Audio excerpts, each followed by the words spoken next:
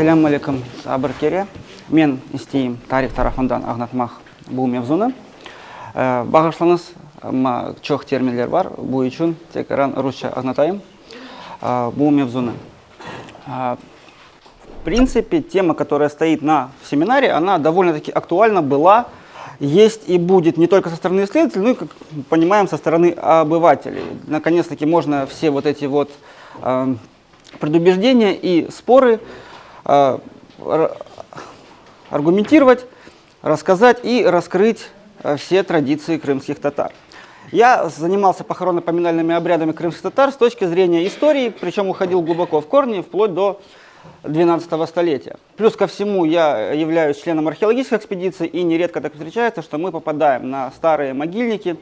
Они также старыми могильниками усеяна, в принципе, вся территория Крымского полуострова, причем даже теми, о которых мы ранее не знали. Поэтому это все входит в сферу, безусловно, моих научных интересов. Правильно было сказано, да, и мы это понимаем, что у нас традиции и у нас есть традиции, крымско-татарские традиции, они аутентичны от традиций других народов. И также есть, естественно, крымско-татарский обряд состоит из религиозных догматов. И для того, чтобы понять, какие же из аспектов похоронно-поминального обряда являются суевериями, какие являются традициями, какие имеют религиозную подоплеку под собой, безусловно, мы в первую очередь должны что сделать? Должны углубиться в нашу историю. Крымские татары не появились на пустом месте. Крымские татары, мы знаем, да, формирование этноса начинается у нас с периода 14 столетия, как раз-таки под влиянием принятия ислама как государственной религии, которое произошло в события 1314 года. Золотоордынский хан Узбек принимает ислам в качестве государственной религии. Но Крым ислам знал до этого периода, безусловно, несмотря на то, что он не был на государственном уровне. И ислам здесь малоазийский во многом, потому что, когда империя Хулагу начала разрушение Канийского султаната, так называемого румского султаната, да, султан Кейхусрев, сельджукский султан, бежал именно в Крым, где хан Берке, будучи мусульманином, он подарил ему земли вокруг Салхата, и он же бежал сюда не один, он бежал сюда с большой свитой, среди которых были и ученые, и различные мастера. Они как раз-таки и формировали вот эту вот исламскую культуру Крыма, как раз-таки по малоазийскому типу. До этого, если мы говорим о крымских татарах, ядро – это кыпчакское ядро, да? Мы все это понимаем. У нас кыпчако-агузская группа языков, у нас, в принципе, основное формирование населения – это кыпчакские племена. И у кыпчакских племен, несмотря на то, что они были язычниками, тоже были свои верования, которые отчасти, забегая наперед, в таком вот, скажем, в легком варианте они все-таки сохранились. Можно, пожалуйста, слайд перевернуть? Я свое выступление поделю как раз-таки вот на три такие вот части. Мы немного вспомним погребальные обряды с 12 по 18 столетие. Как раз тогда у нас есть кыпчакский погребальный обряд, у нас уже есть исламский погребальный обряд, но он, скажем так, был присущ ему дуализм, потому что не сразу все приходит согласно религиозным догмам. И есть большое количество, большой пласт этнографических описаний 19-20 века как раз-таки погребального обряда крымских татар.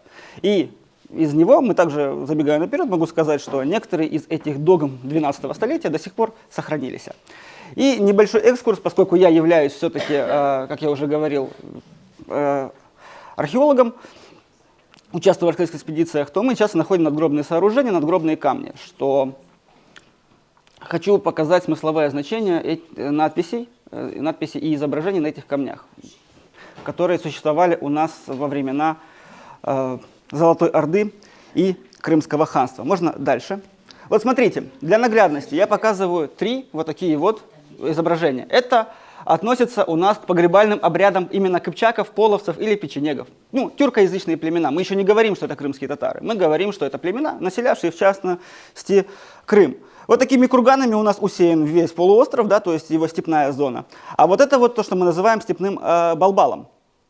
По верованию кыпчаков, эти степные балбалы или каменные бабы, как их еще называли, они олицетворяли род, олицетворяли духовное родство и связь с предками, так как у них были свои представления о загробной жизни, и по их представлениям это та загробная жизнь, она в принципе была схожа с жизнью обычной.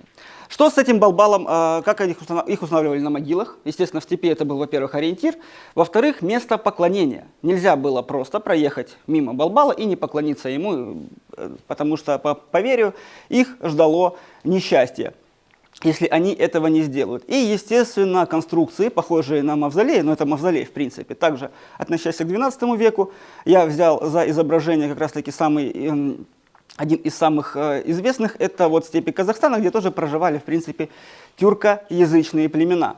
Вроде бы понятно, это язычники, у них есть погребальный обряд, причем курганы — это массовые погребения, там, где располагаются балбалы, это также либо место массового захоронения, либо место захоронения людей авторитетных. И мавзолей — это уже показывает финансовый достаток и состояние человека во многом. Вот эти три, скажем, изображения, почему они важны?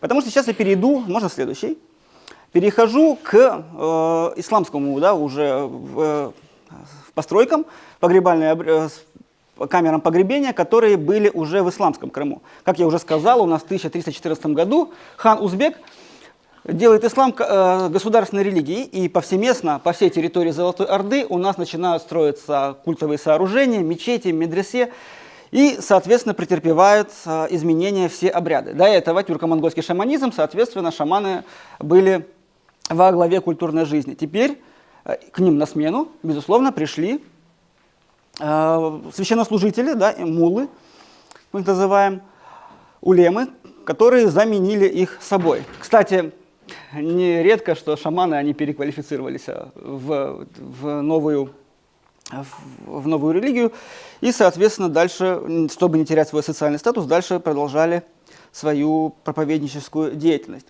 И вот, вроде бы исламский погребальный обряд, уже народ мусульмане, но сохранились пережитки? Сохранились. Вряд ли, а канонический ислам нам скажет, что строительство надгробных сооружений по типу мавзолея в принципе не включено в религиозную догматику.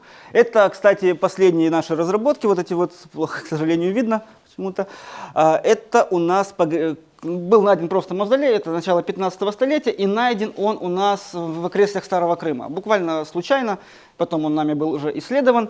И здесь показана вот такая вот погребальная камера. Именно в этой погребальной камере, которая находилась под днищем, да, то есть под полом, под плинфой, были расположены костяки.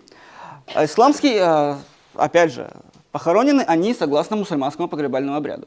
Наши исследователи классифицируют исламский или неисламский погребальный обряд по трупоположению, безусловно. Да. В нашем случае это ориентация головы юг-север и доворот лица в сторону востока. Ну, то есть в сторону киблы, как это и прописано в догматике. Но встречается большое количество инвентаря. Если мы говорим про доисламские традиции, инвентаря, он был весь практически полностью, их могилы состояли из инвентаря, который должен был им по поверьям пригодиться в предыдущей жизни. Здесь же эти поверья ушли о предыдущей жизни. Загробная, согласно догматике, особенно после строительства культовых сооружений и медресе, мы будем говорить, что догмы были приняты и истолкованы правильно, имеется в виду о рае, аде, и ангелах-испытателях и прочее. Тем не менее, все равно инвентарь сохранялся, но уже в небольшом количестве. Например, здесь были найдены серьги золотые, видно, что это было женское погребение. В мужское погребение было довольно-таки аскетичным, там ничего, кстати, действительно не было обнаружено. И это мавзолей 15 века, а рядом находится Дюрбель Жаникех ханым, всем нам известная, да, Кыркор, или, как мы его называть привыкли на современный лад, это Чифут-Кале, мавзолей 1437 года. И более того, если побывать там и постоять какое-то время, долгое время, можно увидеть паломников, туристов, которые просто посещают это место. Более того, еще облокачиваются обрядом стоящее дерево, считая, что оно принесет каким-то образом им удачу. Кстати, это не что-то новое, это довольно-таки старый обряд, и о нем мы тоже поговорим немного дальше, когда мы поймем причинно-следственные связи во всем этом. Можно следующий слайд. Здесь, опять же, уже ханское кладбище Бахчисарая, опять же, Дюрбе Хаджи Гирая, которая располагается у нас в Солочаке, которая также была исследована Алией Ибрагимовой и из Крыма, да, это была Алия Ибрагимова, там еще Гаврилюк, Тимченко. И, естественно, надгробия мусульманские, такие типовые, да, которые мы встречаем с чалмами наверху. Встречаются они повсеместно не только на территории Крыма, а на территории проживания, в принципе, тюркских народов. Встречаются они, опять же, у нас с 14 столетия, прошу прощения, и вплоть до 19 столетия такие формы надгробных камней, они существуют. Именно по ним мы можем отчасти даже проследить как раз-таки верования, которые были. Я не зря говорил о неком дуализме, когда у нас вроде бы трупоположение мусульманское, но есть вещи и инвентарь в могилах, и также у нас есть некоторые присущие черты как раз-таки старой тюркской культуры. Схематичное изображение, недаром показывал начальная фотка Балбала, которые также располагаются у нас по всей территории Северного Причерноморья, Малой и Средней Азии. Они схематично напоминают те самые каменные бабы, которые существовали в период господства на территории Дешты и Кыпчака, соответственно, половецких племен. И этот тип памятников, он распространен и имел место быть долгое время. Только теперь все забыли, то есть мы понимаем, да, большую разницу, это около 500 лет. Все забыли смысловую нагрузку того самого Балбала и просто стали уже, исходя из своих традиций, соблюдать и делать надгробные памятники. То есть это уже к этому периоду времени становится традицией. Можно и дальше? Спасибо. 19 век. Мы отходим от пышных надгробных надмогильных камней, сооружений. В 19 веке, безусловно, мавзолеи у нас уже никак не встречаются, у нас встречаются только надгробия. И они довольно, по своему виду, довольно-таки уже простые. То есть, пожалуйста, это 19 столетие, материалы из фондов хранятся в фондах музея на сегодняшний день. И они как раз-таки показывают, что мы вот этот вот период 19 столетия переходим уже в унифицированный исламский погребальный обряд и все, что с ним связано. В данном случае, да, это обряд относится к поминальным у нас обрядам. Можно дальше, пожалуйста. Здесь археологический тип. То есть, если мы говорим про простолюдинов и бедняков, их всегда хоронили в основе своих грунтовых могилах. Будь то скифы, кемерийцы, или будь то кыпчаки, или крымские татары.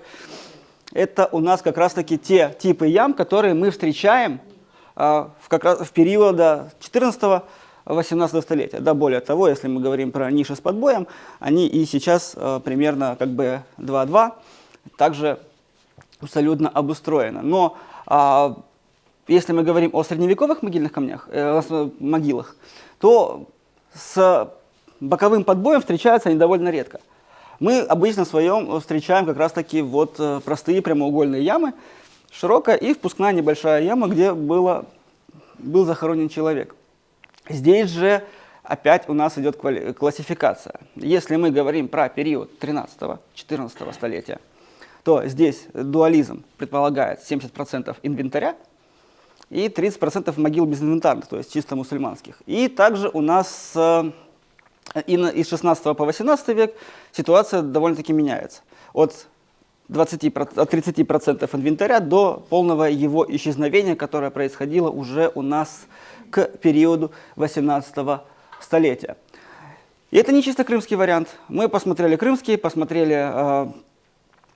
которые располагались на территории Булгара и на территории в принципе, Северного Причерноморья, в районах, да, современного Донбасса, так как там тоже проживала, это тоже территория Золотой Орды и территория так называемая, которую мы называли Дешт и Кыпчак. Можно дальше? Вот, пожалуйста, если мы говорим по погребальным обрядам, как они у нас выстраиваются, в принципе. У нас есть погребение в курганах, погребение в мавзолеях и, соответственно, грунтовые могилы. Немного съехало, да? Погребение в курганах в исламский период уже отсутствует, но мавзолей присутствует, оно присутствует только для знати. Погребение в грунтовых могилах, оно, соответственно, у нас встречается абсолютно, всегда. И, естественно, вот мы видим, да, 13-18 век, преимущественно безинвентарные или с минимальным набором инвентаря, и 19-21 за исключением, то есть каким-то исключением, то инвентарь, в принципе, у нас здесь отсутствовал. Это если мы говорим о статистике похоронных обрядов. Теперь немного о самой этнографии и о том, да, как у нас проходили погребальные обряды. У нас 19-20 век ознаменован тем, что достаточно большое количество натуралистов, путешественников в Крым приезжало. Всем были интересны крымские татары, кто это такие. И, естественно, они ходили за ними по пятам и документировали все, что те совершали в своей жизни, тем самым отдав нам как раз-таки хороший этнографический материал. Ну, думаю, что Густава Радде знают все, его гражданские обряды крымских татар, которые были им описаны в середине 19 столетия. Все знают Кандараки Василия Христофоровича, который также этим за ним описывал крымско-татарские обряды. Все также, думаю, слышали, по крайней мере, о таком человеке, как Сумароков, и произведения «Досуги крымского судьи». Все, кстати, они сейчас уже давно оцифрованы и имеются в свободном доступе в сети интернет, можно спокойно взять и почитать. Что мы там можем с вами встретить, вот это уже другой вопрос, и довольно-таки вопрос интересный. Я, с вашего позволения, сделал небольшую выборку, соединил точнее, все эти источники в один и сделал общий вывод из того, что они пишут. Да, зачитаю немного. Первое, да, отмечается всеми исследователями, что они были выстроены, конечно же, на исламской основе. И если мы говорим уже об обряде, что пишут они так. Каждый татарин заготавливает все необходимое для себя задолго до смерти. Человек, находящийся при смерти, по наставлению муллы, обязательно читает шахаду, формулу единобожия. И также описывается обустройство могильной камеры, куда могильная камера выкапывается, обустраивается ниша, то есть, да, ляхаб, подбой, как мы его сейчас называем, и куда клали покойника лицом к Мекке. Над его головой, вот это вот интересно, над его головой мулла писал вопросы и прибивал их к дощечке. Да, подбой закладывали камнями, и все присутствующие по очереди и очень быстро эту могилу закапывали. Опять же, к участию в похоронной процессии допускались мужчины. Радде – это вообще отдельная история. Радде пишет так. Обычаи, соблюдаемые татарами при погребении мертвых, тесно связаны с идеями, которые они имеют о загробной жизни вообще. И приводит он описание погребального обряда. Татары хоронят своих покойников в сидячем положении, причем тело закутывают в белые платки, а на ноги надевают чулки и туфли. В могилу кладут воду, трубку, табак и огнево для того, чтобы покойник не терпел нужды до появления ангелов-испытателей. После того, как тело покойника закапывают, все участники отходят, а мулла, припав к земле, громко спрашивает: «Что ты там делаешь?» И сам себе отвечает, что сижу и дожидаюсь ангела-испытателя. Доволен ли ты своими похоронами? Опять же отвечает: доволен. Странно, да, считать такое для 19 столетия. Однако здесь нельзя сбрасывать со счетов региональные отличия и отдельные такие вот какие-то элементы, которые передавались из поколения в поколение. Что-то это новое? Нет. Тюрки, древние тюрки, здесь уже у нас есть воспоминания Вильгельма Рубрука, это 13 столетие, есть описание погребальных обрядов от Йосифата Барбаро или Амброджо Конторини, которые также путешествовали по землям Северного Причерноморья. Что они нам говорят? Они говорят, что старый погребальный обряд тюрок заключает в себе, как я уже сказал, верование о потустороннем мире, и там человек должен был переместиться в потусторонний мир. Но перед этим он должен был встретиться с предками. Предки должны были его с собой, естественно, туда взять, они должны были к нему прийти. То есть здесь обряд, который, да, мы знаем, как, точнее, догму, которую мы знаем как появление ангелов-испытателей, там она заменялась у древних тюрков, что предки также спросят за твою жизнь, за твои деяния. Более того, там было настолько жестоко, что еще раба клали с золотом туда, чтобы можно было откупиться и в эту самую загробную жизнь пройти. Но раба вытаскивали по итогу, когда он терял сознание, уже его вытаскивали и говорили: что ты там видел? Он говорит: да, все нормально, я с ним поговорил, он встретился с теми людьми. Да, то есть, но есть здесь как раз-таки вот такие вот параллели, которые в 19 веке можно встретить. Мы не будем сбрасывать со счетов и не будем говорить, что Густав Радде просто придумал все это. Скорее всего, опять же, он слушал информаторов, возможно, где-то информация была им спутана, перепутана, но, тем не менее, если мы говорим о Крыме, то описание есть у нас и на тот, и на другой случай. У нас погребальными обрядами как таковыми занимался только Александр Викторович Ефимов, по-моему, да, в 93 году, который обошел информаторов и пытался записать все те старые данные. Кому интересно, там и региональные отличия были, это можете записать, он тоже есть в свободном доступе, это материалы по археологии и этнографии Таврики, мои, 1993 год, статья, автор Ефимов, А.В. Там региональные особенности рассказываются, и он брал эту информацию как раз-таки у старожилического населения, которое после репатриации вернулось, старался у них эту информацию получить. При всем при том, что, можно сказать, за исключением вот этих двух аспектов, которые я отметил, в целом погребальный обряд 19-20 столетий, он у нас не изменялся, в принципе, он был одинаков для всех. Вот, к примеру, да, еще одни небольшие выдержки, то похоронные процессии, как я уже говорил, участвуют лишь мужчины. После того, как похоронная процессия отправляется на кладбище, женщины заходят в дом. Руководила дальнейшими действиями женщина, которая, как правило, была образованной и знающей основы религии. Затем начинают в доме мыть вещи, стены, полы. В первую очередь стирают все вещи, принесенные с мечети: халаты, фартуки, тастар и другие вещи, соприкасающиеся с покойным. Из дома выносят постельные принадлежности, как правило. Это успевают сделать до возвращения с кладбища мужчин. Из посторонних заходят в дом несколько стариков и читают аяты из Корана. Более того, комната, помещение, в котором умер человек, закрывается на 3 дня, так как оно, 19 столетие, считается нечистым. Родственники вычищают помещение, закрывают, вещи покойного изымаются, те, которые были на нем в момент смерти, разрезаются, их закапывают или же сжигают. Туда же закапывается одежда обмывальщиков и нитки с катушкой, оставшиеся после шитья савана.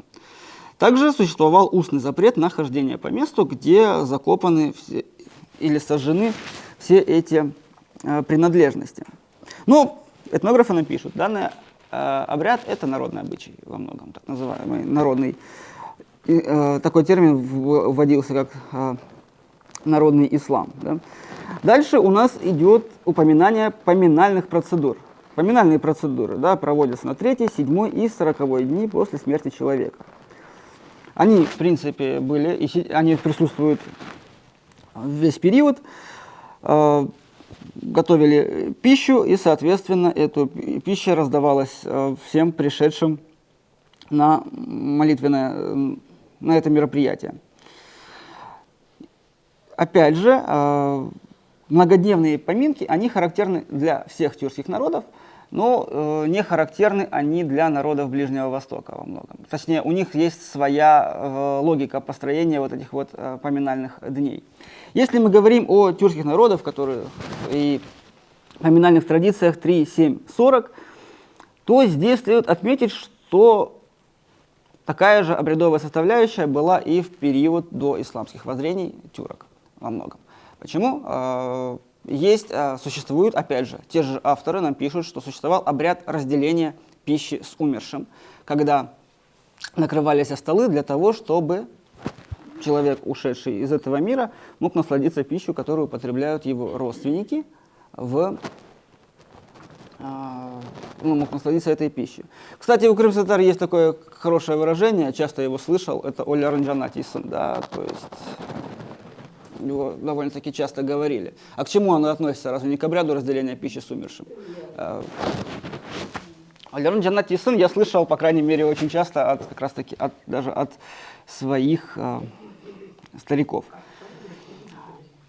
Обряд разделения пищи с умершим, он как раз-таки предполагал именно вот такую вот формулу. И все, если доязыческие времена, и все почести, и все поминания были как раз-таки о том человеке, который ушел. Еще один важный элемент, который я также встречал и в современном погребальном обряде, и он написан у нас в этнографических записках, это такой обряд, как держание света, да, в данном случае при электрификации это на месте, где купали покойного, горит лампочка, раньше это была свеча.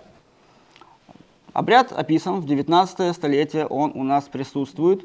В 20-м, 21-м до сих пор, уже, конечно, я не скажу, что часто это вижу, но эта традиция, она до сих пор сохраняется. Немного хочу сказать, откуда эти традиции к нам перекочевали, да, то есть откуда они к нам попали. Нельзя же сказать, что такая была... Почему религиозные рамки не стерлись? Давайте возьмем Аравийский полуостров. Есть времена джахили, есть времена ислама, да? То есть там все понятно. Одни традиции ушли, другие их заменили. Почему здесь так не произошло? И откуда такое количество у нас обрядов? Вот я искренне искал, откуда у нас мог возникнуть обряд вот этой вот держания светла над местом купания умершего. Начали искать, и как это делается в этнографии, начали искать его, если нет своего, давайте поищем у других народов, в которых он присутствует. У народов тюркских он присутствует в основе в районе Ирана. В районе Ирана и, в принципе, Туркестана этот обряд у нас присутствует у тюркских народов. Начинаем ковырять дальше, да, то есть ворошить этот клубок. Что мы находим? Такой обряд описан в Авесте. Древняя книга зороастрийцев, написанная, да, Заратуштрой. То есть вообще древние времена, зороастризм. А обряд очищения огнем назывался он, и по преданию зороастрийцев как раз-таки душа человека, она не уходит никуда, она остается и в течение, там разные опять же версии, потому что языческие обряды, от 3 до 40 дней душа витает как раз-таки в кругу семьи, где он погиб, умер. Соответственно, и должен гореть для этого свет. Соответственно, для этого завешиваются все зеркала в том смысле, чтобы вдруг не пересечься, да, то есть никого не напугать. Такое тоже, такое было. От этого никуда не деться. Мы говорим просто про смысловую нагрузку, которую это в себе несло изначально. И действительно начинаем смотреть дальше и понимаем, что зороастризм, уйдем в историю. Халиф Умар, да, который пошел покорять Персию, конечно, ислам был принесен на территорию Персии, но если мы вспомним историю дальше, то там ислам у нас, и до сих пор там это ислам у нас шиитского толка во многом своем, который как раз-таки первый культ святых, хождение к мавзолеям, поклонение мавзолеям, которые были и в принципе у суннитов, но первыми это у нас как раз-таки шиитская такая догматика. Они прям почитают, мы знаем эти традиции, которые существуют вплоть до сегодняшнего дня. Откройте Эвлию Челеби, там тоже будет написана такая интересная информация, что в Крыму много фонтанов, и люди, пьющие из этих фонтанов, все время поминают шахидов Кербельской степи.